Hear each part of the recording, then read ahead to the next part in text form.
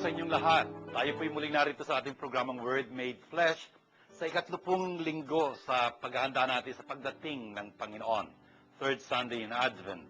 At siguro po na masdan ninyo, tatlo na po ang kandila na nakasindi ngayon. Talagang lumalaki na po yung liwanag dahil po palapit ng palapit ang Panginoon. At yung kulay po, siguro napansin ninyo, ang kulay niya ay kakulay ng suot ni Father ngayon, pink, rose. Kasi ito'y araw ng kagalakan. Yun po ang unang kataga na babanggitin sa misa in the Latin form, Gaudete, which means in English, rejoice, magalak kayo. Talaga hong hinikayat tayo ng Panginoon magalak dahil nalalapit na ang kanyang pagdating. Kaya binabati ko ang bawat isa sa inyo na sumusubaybay sa ating palatuntunan ito, saan man kayo naroon, lalo-lalo kayo mga magulang, mga anak, mga kasambahay, yung po mga may sakit sa inyo, sana'y daknan ng kagalingan ng Panginoon. Yun din pong mga pari, mga relihiyoso, mga katikista, mga seminarista, mga diakono na naghahanda ng kanilang pagbabahagi ng salita ng Diyos sa lahat. Sana po'y talagang maging kaaya-aya ang ating palatuntunan ito. At sana po yung inyong mga panulat at susulatan nakahanda na rin para talagang makuha niyo ang lahat makukuha niyo mula sa ating programang ito. Luwalhatian ho ang Panginoon sa inyong pakikisang ito. O kaya, saan man kayo naroon, mula po rito kay Father June at sa Word Made Flesh Foundation sa ating programa, Shalom sa inyong lahat.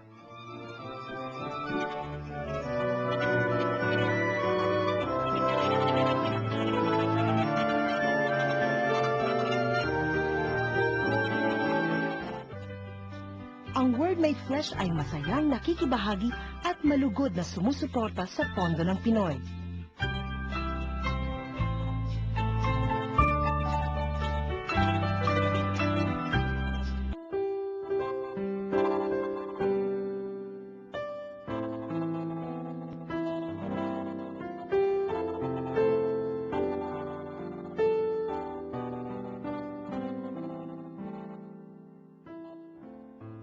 Umawit ka ng malakas, lungsod ng Zion. Sumigaw ka, Israel. Magalak ka ng buong puso, lungsod ng Jerusalem. Ang iyong kaparusahan ay inalis na ni Yahweh at pinalayas na niya ang iyong mga kaaway. Nasa kalagitnaan mo si Yahweh, ang hari ng Israel. Wala nang kasawiang dapat pang katakutan. Sa araw na iyon ay sasabihin sa Jerusalem, huwag kang matakot, Zion. Huwag kang panghinaan ng loob. Nasa piling mo si Yahweh na iyong Diyos at ang kanyang kapangyarihan ang magbibigay sa iyo ng tagumpay. Siya ay magagalak sa iyo at ang pag-ibig niya ang magbibigay sa iyo ng bagong buhay. Masaya siyang aawit sa laki ng kagalakan, gaya ng nagdiriwang sa isang kapistahan. Ililigtas kita sa iyong kapahamakan upang huwag mo nang maranasan ang kahihiyan.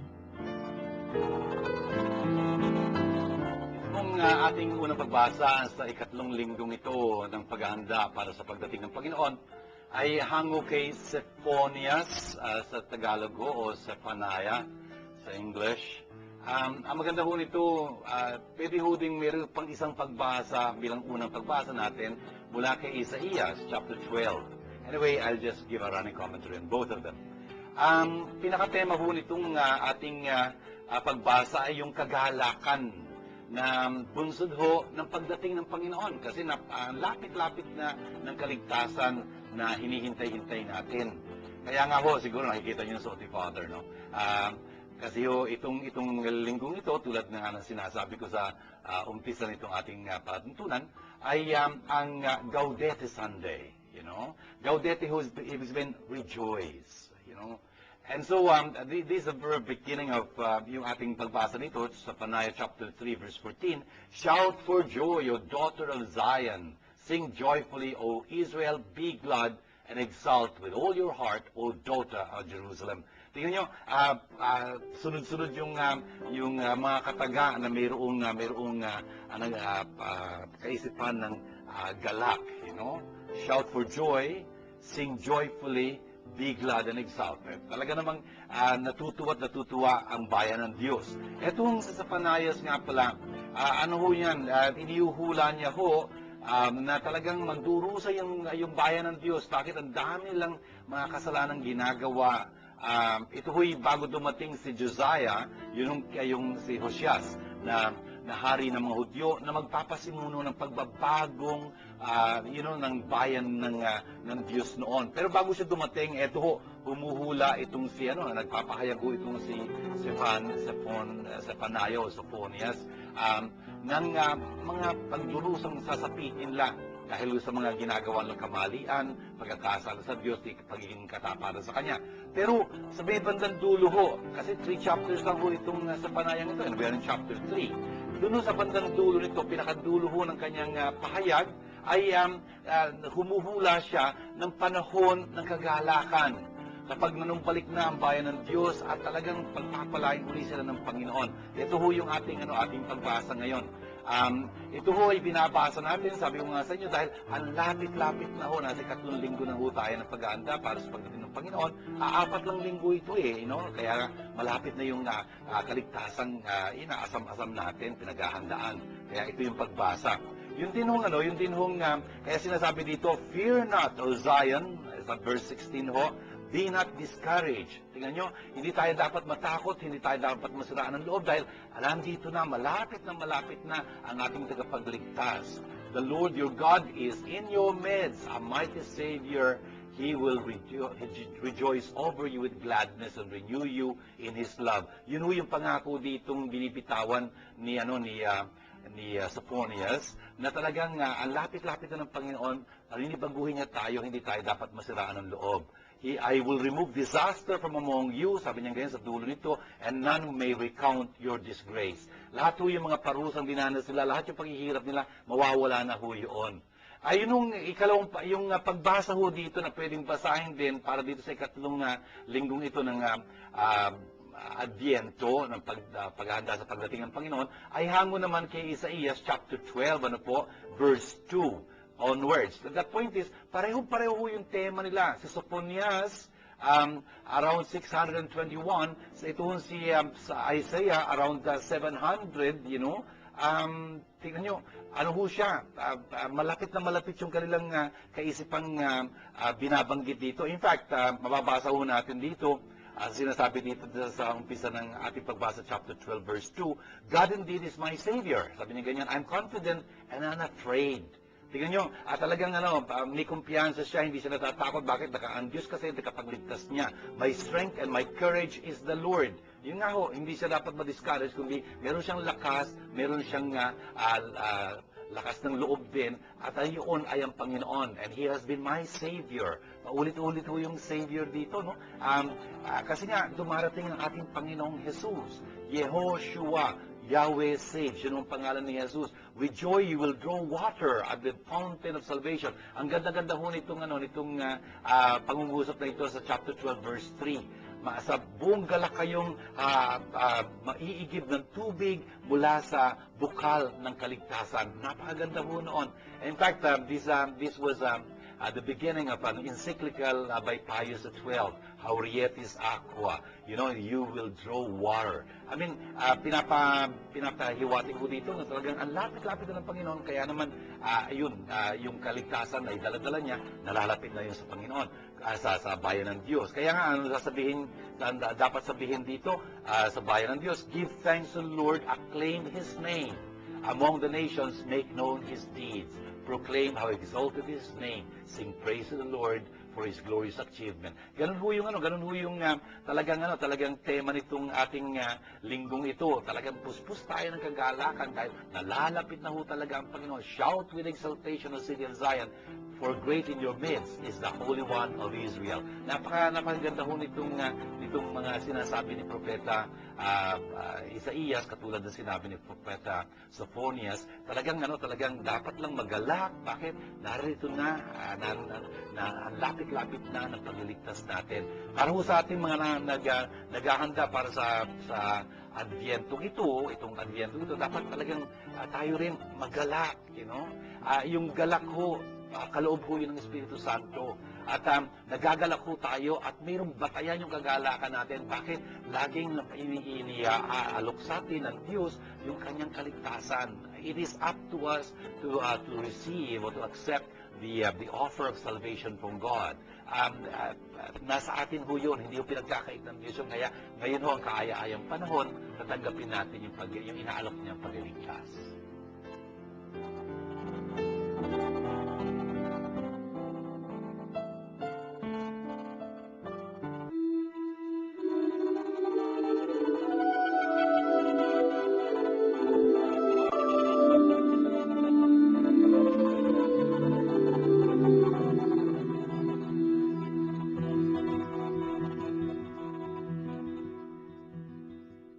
Magalak kayong lagi sa Panginoon. Inuulit ko, magalak kayo. Ipadama ninyo sa lahat ang inyong kabutihang loob. Malapit nang dumating ang Panginoon. Huwag kayong mabalisa tungkol sa anumang bagay. Sa halip, hingin ninyo sa Diyos ang lahat ng inyong kailangan sa pamamagitan ng panalangin may pasasalamat. At ang kapayapaan ng Diyos na hindi kayang maunawaan ng tao ang siyang mag-iingat sa inyong puso at pag-iisip dahil sa inyong pakikipag-isa kay Kristo Jesus. Nandito po tayo sa ikalawang pagbasa, hango muli sa sulat ni San Pablo sa mga taga-Filipos, the letter to the Philippians chapter 4 po. At napakaganda po itong kanyang sinasaad dito na tugmang-tugma dito sa ating pagdiriwang na ikatlong linggo ng Adviento, Gaudete Sunday, Rejoice Sunday. Yun ho yung sinasabi dito ni San Pablo, Rejoice in the Lord always. I say it again, rejoice. Talaga ho dapat magalak lang tayo dahil ang lapit-lapit na ho ng kaligtasan. Your kindness should be known to all, sabi niyang ganyan. Dapat yung kagandahang loob natin na papahayag sa lahat, alam na alam ng lahat. Bakit? Kasi malapit na ang Panginoon. The Lord is near. Brothers and sisters, importante ho itong sinasalungguhitan dito ni San Pablo sa kanyang sulat na kanyang pinapatungkol din sa atin sa puntong ito. Dahil nalalapit na ang Panginoon, dapat talaga yung ating kagandahang loob ay mapapahiwatig at mapapaabot natin sa mga tao. Ganun ho yun eh. Kasi kung talagang alam natin ang Panginoon ay sumasa atin, hindi lang ho, He is near. He is with us, in fact. He is Emmanuel. Hindi ho ba kasama natin ang Diyos? Dapat ho nasa atin talaga ang Diyos. Yung kanyang kagandahang loob, dapat ang talagang nagtatranspire sa atin. Para bang it is oozing out from us. Talagang yung lumalabas mula sa atin, yung kagandahang loob niya, kung nasa atin nga siya talaga, you know? Dahil doon talagang masayang-masaya tayo at yun hong joy na yon, yung rejoice, sabi niya nga, yung joy na yon, nakakahawa ho yun para sa lahat. Kung kaya, yun ang dapat na nangingibabaw sa atin sa panahon ito ng paghahanda. Third Sunday na ho ito. At ang sabi niya nga dito, dahil napakalapit na ng Panginoon, have no anxiety at all. Huwag kayong magkaroon ng anumang kabalisahan. Not at all. But in everything, by prayer and petition with thanksgiving, make your request known to God. Napakahalaga po nitong tinuturo sa atin dito ni San Pablo na talagang dahil lapit-lapit ng Panginoon, huwag tayong matakot, huwag tayong magambala, huwag tayong mangamba, huwag tayong mabalisa, kundi talagang humingi tayo ng kinakailangan natin tulong sa Panginoon. Puspos, ng pasasalamat. It's always like that. And of course, as you understand, brothers and sisters, itong pasasalamat na ito, ginagawa natin ito ng talagang hayagan at talagang maluwalhati sa magitan ng ating Eucharistia, our Eucharist. The word Eucharist, again, is a Greek word which means thanksgiving, yung sinasabi niya dito, with thanksgiving, make your request known to God. At yun hong maganda nito. Sana ho, pinagdarasal natin sa ating pagsisimba, lalo na pagka magsisimba tayo sa araw ng linggong ganyan, pinagdarasal natin, lalo na yung mga may pangamba, yung mga ang layo-layo pa ng Panginoon mula sa kanila in the sense na, siguro, ewan ko, meron silang mga bisyo, may mga pagkakasala sila na talagang para bang naghihiwa naghihiwalay sa kanila sa Panginoon. Ganun ho yung kasalanan talaga eh. It really excommunicates us. It puts us out of community with our fellow men, with God Himself. And so, pinagdarasal ho natin dapat yun para sila din makaranas ng kagalakan na nadarama natin. Then, sabi niya dito sa verse 7, then the peace of God that surpasses all understanding will guard your hearts and minds in Christ Jesus. Brothers and sisters, napaka-importante ho na talagang tayo ay magtamo ng kapayapaan ng Diyos na iyon. Yung shalom na iyon ng Diyos. Na napakayaman ho kung tutusin yung kapayapaang iyon. Hindi lang ho yun na pagkawalan ng gera o kaya wala kayong alitan o something. No. It's an all-encompassing reality yung peace na yon. Gusto kong ulitin sa inyo, yung peace, yung shalom na yon na kaloob sa atin ng Diyos sa magitan ng kanyang anak na dumating upang pagkasunduin nga tayo sa Diyos at sa isa't isa. Yung shalom na yon ay ang magandang kaugnayan ng tao sa kanyang Diyos, sa kanyang kapwa, sa kanyang kapaligiran, sa kanyang sarili.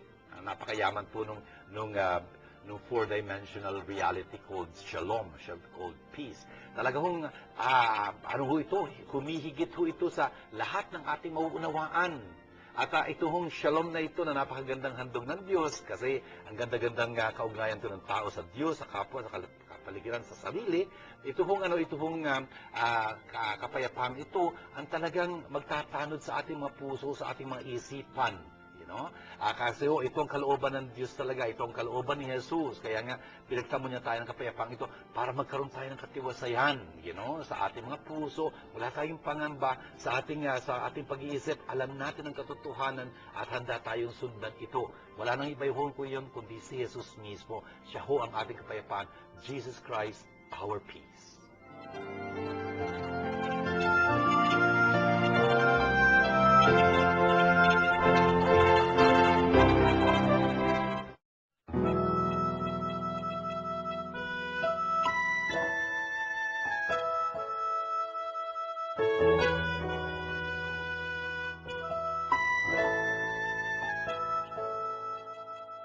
Sumainyo ang Panginoon. Magandang balita ng Panginoon ayon kay San Lucas. Tinanong si Juan Bautista ng mga tao, kung gayon, ano po ang dapat naming gawin? Kung meron kang 2 baro, bigyan mo ng isa ang wala. Ganyan din ang gawin ng mga may pagkain, tugon niya. Dumating din ang mga publikano upang pabinyag at tinanong nila sa kanya, Guro, ano po ang dapat namin gawin? Sumagot siya, huwag kayong sumingil ng higit sa dapat singilin. Tinanong din siya ng mga kawal. At kami, ano naman ang gagawin namin? Huwag kayong manghihingi kanino man sa pamamagitan ng pamimilit o ng pagpaparatang ng di totoo. Masiyahan kayo sa inyong sahod, sagot niya. Naghari sa mga tao ang pananabik sa pagdating ng Mesyas at ang akala nila ng marami si Juan ang kanilang hinihintay. Kaya't sinabi ni Juan sa kanila, binibinyagan ko kayo sa tubig, ngunit ang darating na kasunod ko, ang magbibinyag sa inyo sa Espiritu Santo at sa apoy. Siya'y makapangyarihan kay sa akin, at ni hindi ako karapat dapat magkalag ng tali ng kanyang pangyapa. Hawak niya ang kanyang kalaykay upang alisin ang dayami. Titipunin niya ang trigo sa kanyang kamalig, ngunit ang ipa ay susunugin sa apoy na di mamamatay kailanman.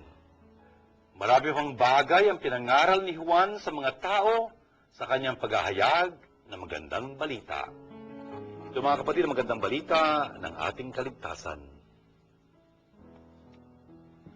Tingnan niyo po sa ating pagbasang ito sa pagpapatuloy na ikatlong kabanata ni San Lucas, yung umpisa ho nito'y narinig natin ng isang linggo, nananabik yung mga tao dahil hinihintay nila ang Mesyas, hindi ba? At yun nga, nangangaral si Juan Bautista, tulad ng narinig natin noong isang linggo, nangangaral siya ng isang binyag ng pagpapatawad. Binyag ng pagsisisi, rather, a baptism of repentance sa ikapagpapatawad ng kanilang mga kasalanan for the forgiveness of sins. At kaya nga, nagsipuntahan yung mga tao, iba-ibang mga tao ang nagsisipuntahan sa kanya, tulad ng narinig natin ngayon. For example, yung karamihan ng mga tao ngayon, the crowds, ask him, ano ang dapat namin gawin? Kasi gusto nilang ipakita, nagsisisi sila sa kanilang mga pagkakamali sa kanilang buhay, kaya tinatanong na, anong dapat namin gawin para mapatawad kami ng Panginoon? Kasi nandito kami, nagpapabinyag kami ngayon. Dahil nagsisisi kami, anong dapat namin gawin para pakita yung pagsisising yun? Ang sagot niya, napaka-praktikal. Ang sabi niya, yun sa inyo may 2 baro. Ibigay niya sa iba yung sa wala. Magbahagi siya doon sa wala. Ganun naman, kung mayroon siyang pagkain, i-share niya rin yun, ibahagi niya yun sa iba na nagugutom. Very practical, ano ho? Tapos dumating din ho yung mga tax collectors. Ibig sabihin ito, yung mga Hudyo na kinakasangkapan ng mga Romanos para singilin yung buwis sa mga Hudyo. Medyo kinamumuhian ito ng mga tao kung tutuusin. Sila din, nagpunta kay Juan Bautista, nagpabinyag. At ang sabi nila, Guru, ano dapat namin gawin? Ayun yun, alam ni Juan Bautista, ito ay mananingil ng buwis. Ang sabi niya, huwag kayo mangungulekta ng higit sa dapat yung singilin. Stop collecting more than what is prescribed. Medyo mahirap pong usapan nyo kasi naging ugali ho nila, kaya namumuhian sila ng mga tao Naging ugali nila na mangulekta sang-ayon sa kapritsyo nila. Yung magustuhan nila na ibuwis doon sa mga sa singilin doon sa mga tao. Kaya galit na galit yung mga tao kasi hindi mo maintindihan kung anong klaseng pangulekta ng buwis ito Nag-aabuso sila, umaabuso sila kung tutuusin. Kaya yun ang sabi ni Juan Bautista kanila, huwag kayo maniningil ng higit sa dapat yung singilin. Tapos dumating ho yung mga sundalo. Ayan, itong mga sundalong ito, nagsisisi din sa mga kasalanan nila, nagpapabinyag sa kanya, at nagtanong din sa kanya, kami naman ano dapat namin gawin? At ang sabi niya sa kanila, huwag kayong mamimilit ng anuman. Don't practice extortion. Extortion yung talagang pipiliting kunin sa iyo, hindi naman dapat kunin. And do not falsely accuse anyone. Huwag kayong paparatang ng mali, huwag kayong mag-frame up ng mga tao, something like that. At maging makontento kayo sa inyong mga sweldo. Wow, Francis, tingnan nyo, ang ganda-ganda ho nitong sinasabing ito ni Juan Bautista doon sa mga tao. Kasi nandun sila nagpapabinyag sila dahil inaamin nila pagkakasala nila, umaasa silang patatawarin sila ng Panginoon. Kung kaya, dapat ipakita nila yun, sa pamamagitan ng pagbabago ng buhay nila. At nakita nyo kung anong pagbabago ang hinihingi sa kanila. Hindi ho extraordinary things. Wala siya sinabihan dito, ngayon punta kayo sa templo at buong araw kayo doon, buong linggo kayo doon magdarasal. Hindi niya sinabi yung ganun. Ang sinabi niya, yung buhay ninyo, ayusin ninyo. Maging mapagkawang gawa kayo. Talagang magbahagi kayo sa iba. Hindi yung puro kabig. Hindi ganoon. Kasi ang Diyos na pinagtitiwalaan nyo na magpapatawad sa inyo, siya rin nagmagandang loob sa inyo. Kaya kayo rin, magmagandang loob kayo sa iba. Tapos, yung mga maling ginagawa ninyo, dapat alam nyo, mali yun, hindi na ulitin yun. Ganon. Kung kaya yung mga naniningil sa inyo na buwis, may buwis ka, dapat singilin nyo yung tama lang at hindi sobra. Tingnan mo nga naman yun. Walang lagay-lagay o something like that. Hindi, wala yun. Tapos, oo kayo, meron kayo kapangyarihan dahil mga sundalo kayo, may mga baril kayo. Wala naman atang baril nun. Pero, meron kayo sandata, pwede nyo takutin yung mga tao. Hindi dapat gagawin yun. Talagang, oo, may mga sahod kayo. Ano ba sahod nila? Salary ho, salary.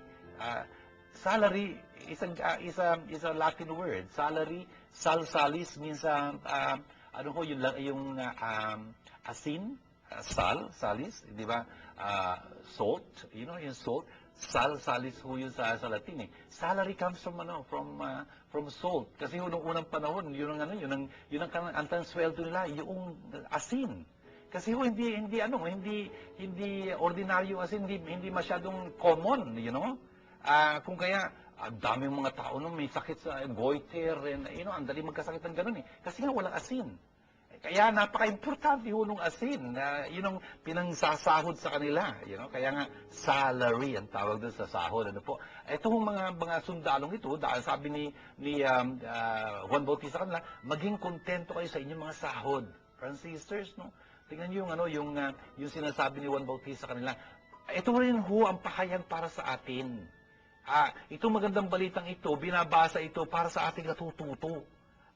Ano dapat nating matutunan dito? Kung talaga naghahanda tayo para sa pagdating ng tagapagligtas natin, si Jesus, Yehoshua, si Yahweh nagliligtas, talaga dapat pinapakita natin yung pagsisisi natin yun. Ano bang ibig sabihin ng pagsisisi? Sinabi ni Jesus yun, metanoite, yun. Metanoia, ibig sabihin pagpapalit ng isipan. Ibig sabihin nun, talagang yung ating makalupa, makasarili, ating makamundong itong pag-iisip, papalitan natin.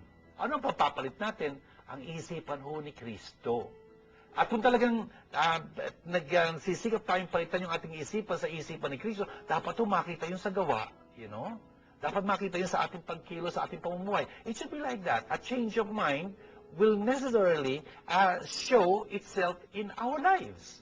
Gano'n naman yun eh. Ang tao, na siya, talagang ang giya niya, talagang gabay niya, yung kanyang isipan. Sabi ko nga sa inyo, nasa baho ang pinakamatinding gera, hindi kung saan, sa Iraq o saan man, hindi ang pinakamatinding gera nasa pagitan ng dalawang tenga, nandito sa isip, Kung kaya, pagka ang nagwagi dyan ang Panginoon, talaga naman makikita mo ang pagbabago ng taong yun. Pagka nagwagi dyan yung kamalian, ang kasalanan, talaga makikita mo sa pagkatao niya yung pagkakasala niya. Okay, makikita mo kung anong gagawin niya. Ganun yun. Makikita yung puno dun sa bunga. Right. Kung ano yung iyong pagkatao, lalabas yun sa iyong gawain. Yun nga kung talagang naghahanda tayo para sa pagdating ng Panginoon, ito yung pinaghahandaan natin, dapat talaga, tulad ng sinasabi din ni Juan Bautista rito sa mga tao, sinasabi niya sa atin yun. Ayusin natin yung buhay natin. Hindi ba nung isang linggo, sabi niya, inilagay sa kanyang bibig ni San Lucas yung mga kataga ni Isaías propeta. Isang tinig sa ilang sumisigaw, ihanda ninyo, nandaraan ng Panginoon, tuwirin nyo ang kanyang mga landas. Yun ang dapat natin gagawin ngayon. Paano? Pag ayusin natin yung buhay natin, tignan natin masinsinan, ano nga ba tinatakbo ng buhay natin? Paano ba tayo mag-isip? Ano bang klaseng pag-iisip yung nasa atin? Pag-iisip ba ito ni Kristo? Yung ubang mga prinsipyo natin talagang yung tinuro sa atin ni Jesus o prinsipyo ng mundong ito? Baka naman ibang guru ang sinusundan natin, hindi si Kristo. At tapos sabihin natin, Kristiyano tayo. Teka muna ito yung panahon para talagang pag-isip-isipan natin ang ating pagiging Katoliko, pagiging Kristiyano. Talaga ba si Kristo nasa gitna ng buhay natin? Talaga bang yung ating pag-iisip, yung isipan ni Kristo? Kasi ganun ang dapat mangyari eh. Sabi yun ni San Pablo din sa kanyang sulat, sa mga sa Philippians na binasa natin kanina sa ikalawang pagbasa, kaya lang chapter 2. Nasa chapter 4 tayo kanina eh. Sa chapter 2 verse 5, ang sabi niya doon, ang kinanin nyo, gawin yung inyo ang isipan ni Kristo. Make the mind of Christ your own. Kasi metano yaho, ibig sabihin pagpapalit ng isipan. Papalitan natin ang isipan. Ano yung papalit natin doon? Ang isipan ni Kristo. Dapat gawin natin ang isipan ni Kristo. Kaya nga pinag-aaralan natin ang banal na kasulatan, Kasi dito lang natin matatagpuan ang isipan ni Kristo. Hindi iniimbento ito. Nandito sa banal na kasulatan. Kaya nga ang sinasabi sa atin ni San Jeronimo, for example, a very famous passage yan, ignorance of scriptures is ignorance of Christ. Pagka hindi mo alam ang kasulatan na dapat alam mo, di mo kilala si Kristo na dapat kilala mo. That's as simple as that, Kung kaya nga dito sa ating programang Word Made Flesh, nandito si Father June, ini-explain sa atin, binabasa natin ng mga pagbasa na maririnig natin sa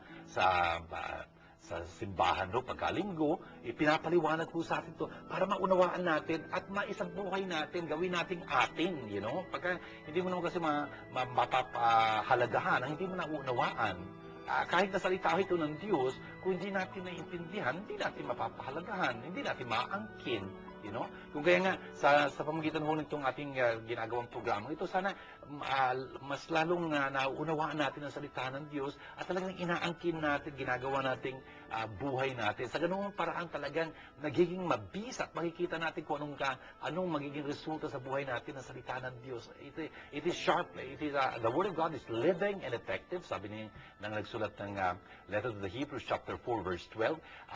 Mas matalas pa ito sa isang tabak na magkabilay talim. You know, really, it can cut, it can shape us up, and it can really make a lot of difference in our lives. Brothers and sisters, yun nga, pinag-uukulan natin ng pansin itong salita ng Diyos na ito. Dito sa linggong ito, ikatlong linggo sa paghanda natin sa pagdating ng Panginoon, sa third Sunday ng Advent, ito ho, yung tinig ni Juan Bautista, ang pinarinig sa atin ng Panginoon ngayon. You know, sana pakinggan ho natin mabuti. Tayo ho ang kausap dito. You know, ang Pasko ho na pinaghahandaan natin, for example, pagdating ng Panginoong yun, ay magiging makahulugan kung talagang may nangyari sa atin bago nagpasko. You know? Kasi kung naayos natin ang buhay natin, kung talagang nakapagkumpisal tayo ng magandang-maganda, for example, para malinis natin ang ating mga sarili, matuwid natin ang ating mga landas, talagang napakita natin sa Panginoon, nagsisisi tayo at nagbabalik loob sa Kanya, naku, ang ganda-ganda ho na magiging kahulugan ng Pasko para sa atin. Yun ho ang dapat na nakukuha natin dito. Tingnan nyo, ang sabi dito ni Juan Bautista, by the way, at one point, sa verse 15 ho, kasi sabi sa atin dito, nananabik yung mga tao, you know, sa paghihintay nila para sa Mesyas. Akala tuloy nila si Juan Bautista ang Mesyas. Oh, by the way, that was a very big problem in the Christian community, in the early Christian community. Kasi may mga tao doon, ang akala nila si Juan ang Mesyas. Parang hindi Jesu Cristo, Juan Cristo. Parang ganun, you know? Hindi naman Juan Cristo, Juan Bautista, hindi Juan Cristo. You know? Pero, tingnan nyo, some people were thinking John might be the Messiah. That's it. At nakatagpo pa ho ni San Pablo itong mga ito, you know. And Saint John in his gospel, kung makikita niyo ho sa Ebanghelyo ni San Juan, mula doon ho sa prologue chapter 1, verse 6 kung ganyan, paulit-ulit itong sasabihin doon, etong si Juan dumating, sugo ng Diyos, upang magpatotoo para sa katotohanan. Hindi siya ang tungkol sa ilaw. Hindi siya ang ilaw, nagpapatotoo lang siya para sa liwanag na ito. Tingnan po, ulit-ulit yung sinasabi niya. Tapos sa chapter 1, for example, you know, tatanungin siya ng mga escriba at mga punong parang ganyan, ikaw ba ang Mesyas na hinihintay? Hindi ho. Ikaw ang prophet? Hindi ho. Ikakailan niya yun, you know? Kasi may mga tao na akala siya ang Mesyas eh, you know? Dito, nakikita natin, John might be the Messiah. So, pero, you know, hindi gano'n hindi gano'n ang katotohanan. Kaya sasabihin ni Juan Bautista mismo yun. In John chapter 16 dito, John chapter 16, sabi niya, John answered them all, saying, I am baptizing you with water, but one mightier than I is coming, and I'm not worthy to loosen the thongs of his sandals. He will baptize you with the Holy Spirit and with fire. Francis, tingnan nyo, sinangguhitan dito ni Juan Bautista na hindi siya ang Kristong hinihintay-hintay nila. Siya ay dumarating, nagbibinyag siya sa tubig, pero may isang mas dakila sa kanya, mas makapangyarihan sa kanya, dumarating, magbibinyag sa kanila, hindi sa pamamagitan ng tubig, kundi sa pamamagitan ng Espiritu Santo at ng apoy. Sabi niya ganyan, ako hindi man lang karapat-dapat kalagan ang pangsintas ng kanyang pangyapak. Can you imagine? Hindi man lang siya karapat-dapat magkalag ng sintas ng kanyang pagyapak. Ibig sabihin talaga, this other person, and that is Jesus, is really great. Siya magbibigay sa atin ng Espiritu Santo, siya magbibigay sa atin ng apoy. Apoy ho ay sagisag ng Diyos. If you will remember, in the Old Testament, ang Diyos ho sinasagisag ng apoy, you know? Ang dalas-dalas ho, for example, if you will remember, yung apoy na tumupok dun sa inialay ni Abraham, for example. Pinag-alay siya ng Diyos, pinagkatay siya ng mga ibon and whatnot. Nandoon yun, sabi ng Diyos sa kanya, huwag mong lalagyan huwag kang magpaparikit ng anumang apoy. Tapos ang Diyos mismo nagpadala ng apoy na tumupok doon sa handog niya. For example, doon sa event in Carmel, si Elijah ho, si Elias, sa chapter 17 ho, ng first book of Kings. Ayun, ang kalangkasunduan, mag-aalay sila ng toro, ng isang bull, ganyan, pero walang magpaparikit ng apoy.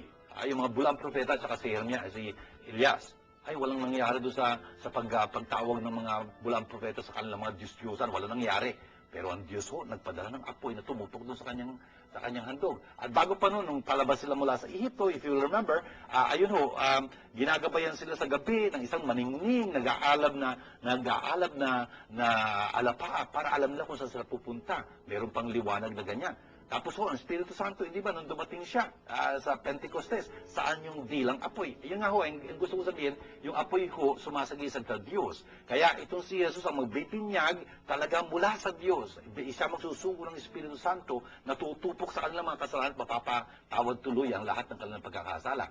Tapos ho, ang sabi niya dito sa verse 17, his wing fan, ang kanyang kalaykay ay nasa kanyang how do you say, kamay na, at talagang yung lilinisin niya yung kanyang threshing floor na iyon, yung mga trigo kanyang titipunin sa kanyang mga kamalig, tapos yung mga ipa naman ay kanya susunugin sa isang apoy na di matutupok. Brothers and sisters, tignan niyo yung pagdating ng Mesyas, tulad ng sinasabi dito ni Juan Bautista, talagang magkakaroon ng napakalaking importansya kasi talagang siya magpapanibago sa atin, magpapanibago. Kaya lang dapat karapat-dapat tayo kasi pag-iwalayin niya yung trigo doon sa ipa, Kung kaya nga, eto, nangaral din ng ganitong paraan si Juan Bautista, pinangaral niya yung magandang balita sa mga tao. Brothers and sisters, tingnan nyo, ito hong sinimulang ito ni Juan Bautista, ito yung gagawin talaga ni Jesus. Si Jesus ho, hindi lang siya mangangaral ng magandang balita, siya mismo magiging magandang balita para sa atin. Siya ho maghahatid sa atin ng kaligtasan, siya maghahatid sa atin ng biyaya ng Diyos. Brothers and sisters, dapat maging masaya tayo dahil dumarating ho itong Panginoon natin na pinaghahandaan nga natin kasi nandito na ho tayo sa ikatlong linggong ito ng Adviento. Sana ho sa kanyang pagdating talagang naihanda natin ang ating mga sarili, Sangayon sa tinuturo ni Juan Bautista ngayon, ayusin ho natin yung ating buhay. Tingnan natin mabuti ang ating mga kalagayan. Talagang ituon ho natin, isang-ayon ho natin to sa turo at aral ni Jesus na ating narinig yung pinag-aaralan. Magbalik loob ho tayo sa Panginoon at ang ating hong Kapaskuhan na pinaghahandaan magiging makahulugan.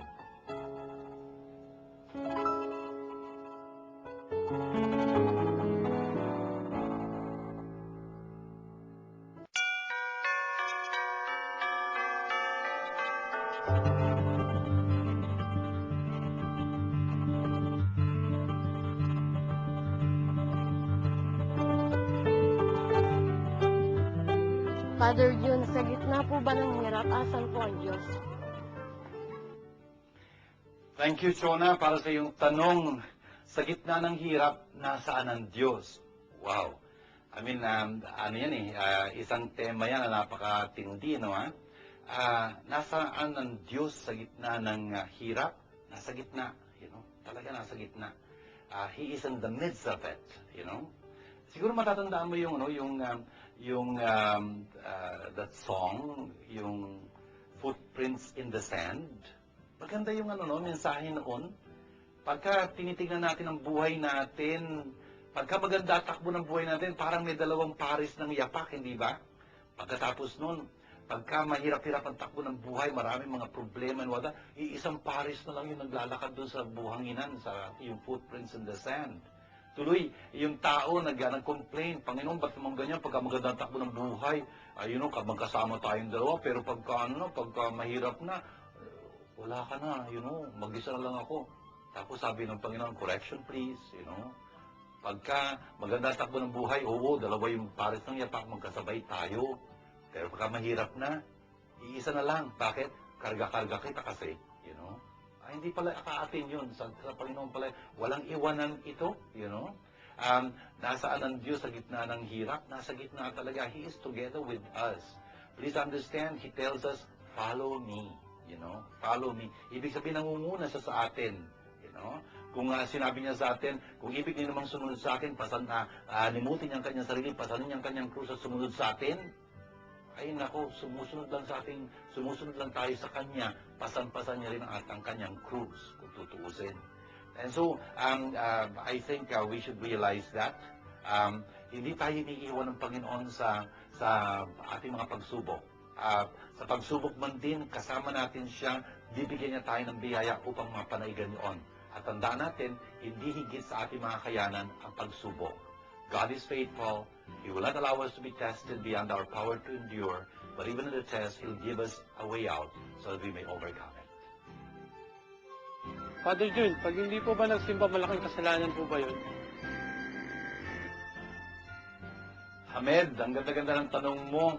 Yung pag hindi po nagsimba, malaki po bang kasalanan yun? You bet, malaking kasalanan yun pag hindi ka nagsimba. Na walang kadahilanan kung ba't hindi ka nagsimba. You know? Pag may sakit ka, natural, God understands that. Pag may emergency or something like that, you know, God understands that. Pero pagka nagdadahilan lang tayo, God knows that very well, you know.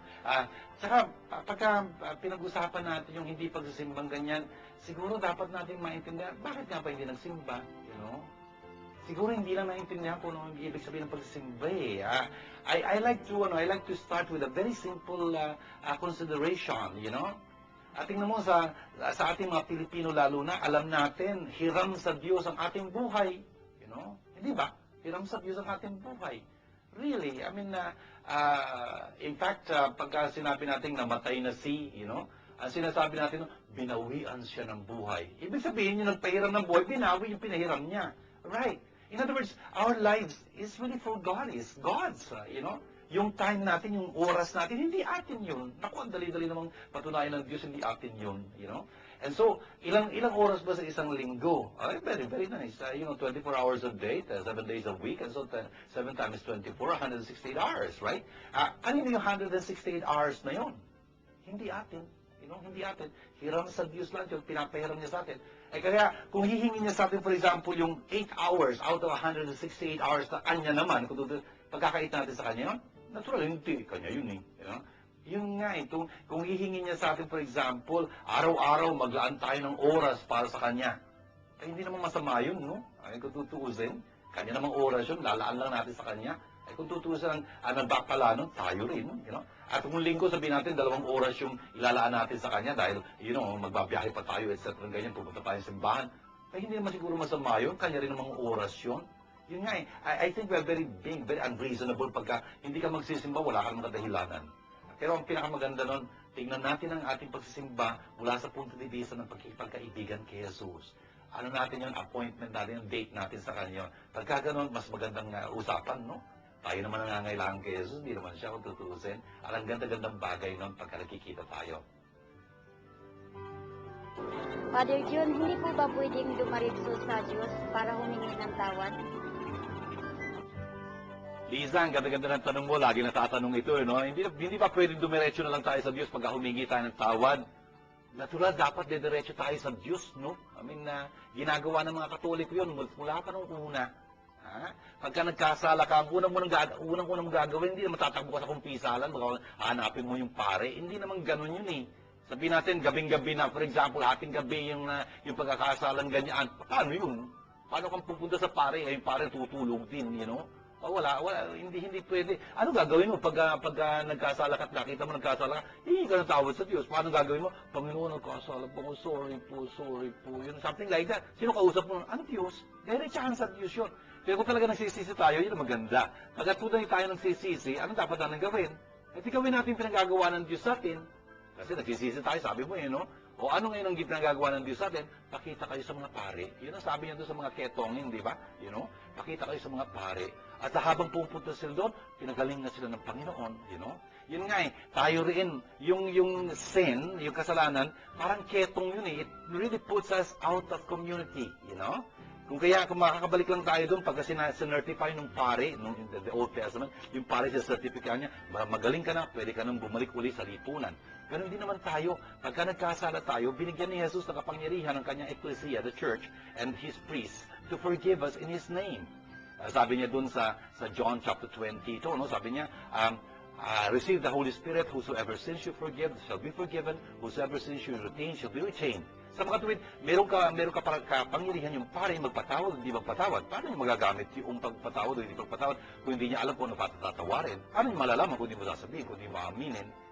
Kung kaya, dapat, kung talaga nagsisisi tayo sa pagkakasalanan, hihingi tayo ng patawad sa Diyos, right? Diretsahan yun. Pero gagawin natin, pinagagawa niya. Ano yun? Papakita tayo sa mga pare upang aminin yung ating kasalanan at patawarin tayo sa ngalan ng Panginoon.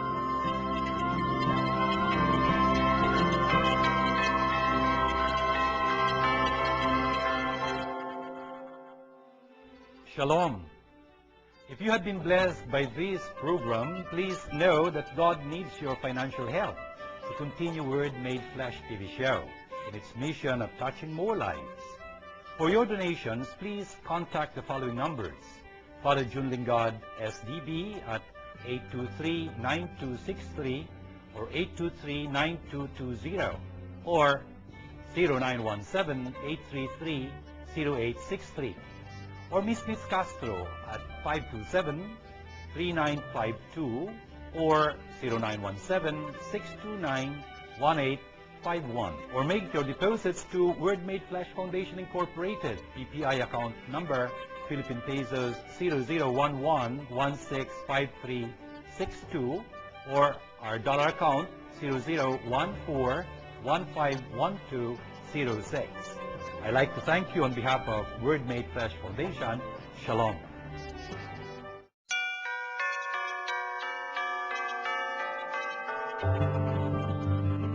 Tingnan niyo po, ang dami-dami nating natutunan dito sa ating mga pagbasa para sa ikatlong linggo sa panahon po ng Adviento, itong Gaudete Sunday, Rejoice Sunday. Ayun ho ang temang marinig natin sa unang pagbasa pa man din sa aklat ho ni Zephaniah o Sophonias. Kaya katulad din man nung pwedeng po basahin sa unang pagbasa, Isaiah chapter 12. Puro ho, puspos ho yun ng mga salita na dapat tayo magalak, Shout for joy, daughter of Zion, Jerusalem. Sing joyfully, O Israel, Be glad and exult with all your heart, O Jerusalem. Yun nga ho, dapat nagagalak tayo. Bakit? Ang lapit-lapit na ng Panginoon. Yung pagdating ho ng Panginoon, talaga nagbibigay ng sigla, nagbibigay ng galak. Ganun ho ang katotohanan habang naghahanda tayo para sa pagdating ng Panginoon. Yung kaalamang yun na malapit ng Panginoon, nagbibigay sa atin ng sigla, nagpapalakas sa ating mga kalooban, nagbibigay sa atin ng pag-asa. Tapos so, yung ikalawang pagbasang narinig natin, St. Paul, yun ang umpisa ng kanyang pagbasa natin sa Philippians chapter 4 verse 4 na pambungad ho ng misa natin sa linggong ito. Rejoice in the Lord always. Yun nga ho, rejoice in the Lord always. Kaya ang tawag dito sa Sunday nito, rejoice, yung Gaudete. Bakit? Kasi ang lapit-lapit na ng Panginoon. The Lord is near. Kaya huwag kayong magkakaroon ng anumang pagkabalisa. Sabi niya ganyan. With all thanksgiving, make your request to the Lord at talagang the peace of God will be with you in your hearts. Sana ho, ganun ang maging resulta ng paghahanda natin. Makamit natin talaga yung kapayapaan ng Panginoong Diyos na yon. Yun ho yung narinig natin dito sa Ebanghelyong na kababasa ko pa lang sa inyo na si Juan Bautista, ayan, nangangaral siya doon sa mga tao at nagtatanong sila ano dapat namin gawin para pakita namin yung tunay ng pagsisisi. Ayusin yung inyong buhay. Yun ang dapat nating talagang gawin. Ayusin natin yung buhay natin. Tingnan natin kung ano ang dapat nating pagsisihan at talagang ituwid ho natin ang ating mga buhay. Sa ganung paraan, talaga hong makapaghahanda tayo na magandang, na mahusay para sa pagdating ng Panginoon. Of course, tutulungan ho tayo dito ng Espiritu Santo na magdiliwanag sa atin, papakita niya sa atin yung ating mga pagkakamali at tutulungan tayo talaga magbalik loob sa Panginoon. Gawin ho natin panalangin ng ating mga narinig at pinaalala sa atin ng Panginoon. Ito, sa ngalan ng Ama, at ng Anak, at ng Espiritu Santo. Amen. Abba, mapagmahal naming Diyos at Ama, salamat po marami sa mga pagpapaalala niyo sa amin bilang paghahanda namin sa pagdating ng inyong anak. Talaga kung ibig niyong matuwa kami at pinagpapasalamat namin sa inyo ang biyayang ito. Tinataas po namin sa inyo ang lahat ng mga nagsumubaybay ng aming palatuntunang Word Made Flesh. Sana po'y gawin yung pagpapala sa kanila ang kanilang pagsubaybay na ito. Lalo na yung mga may lumbay, mayroong karamdaman na ibig nilang maibsan ang kanilang dalamhati at kanilang dinadalang hirap. Yung din mga pag-aalinlangan, yung mga may takot, talagang tulungan nyo sila sa magitan ng biyaya. Yun yung mga tumutulong sa amin, yung mga ibig tumulong pa sa amin sa pagsasakutuparan itong Word Made Flesh media programs na ito ay inyong pagpalain at talagang suklian ng abot-abot. Ginagawa po namin panalangin ito kasama ng aming pirin alang-alang kay Kristong aming Panginoon. Amen. Sumainyo ang Panginoon at pagpalain kayong masaganang makapangyarihang Diyos Ama at Anak at Espiritu Santo. Amen. Ito po ang ating panatutulang Word Made Flesh. Sana po naging pagpapala ito sa inyo at talagang latnan kayo ng pag-ibig ng Diyos ng kanyang kaligtasan. Hanggang po sa muli, shalom sa inyo lahat. This program is brought to you by God, the Word made flesh. Indeed, God is our sponsor.